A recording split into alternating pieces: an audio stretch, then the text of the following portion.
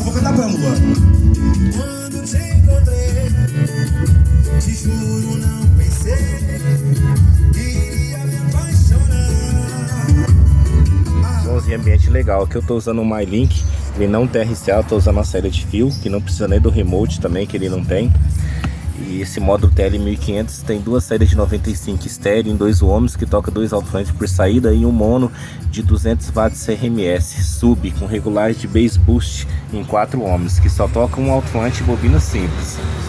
Bobina dupla só se for de 2+2 para ligar em série, mas geralmente os alto-falantes são potentes, não são tão fracos, por ser 200 RMS para ser compatível. Na porta da frente tá o alto-falante quadriaxial da JBL, 6x9.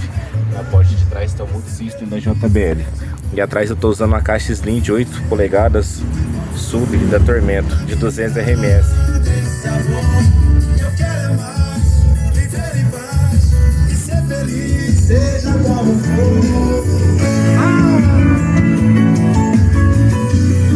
Chama aqui meus amigos que me fortalecem, cantando sempre. Essa banda que eu amo, obrigado. Tava com muita saudade de vocês. Saudade da nossa estrada, nosso busão. Que legal. Fica aqui, gente. Meu nome é Cris. Sem o sub. Chega pra falar. O que é que eu faço agora? Já tentei ir embora. Viver em paz, ser feliz.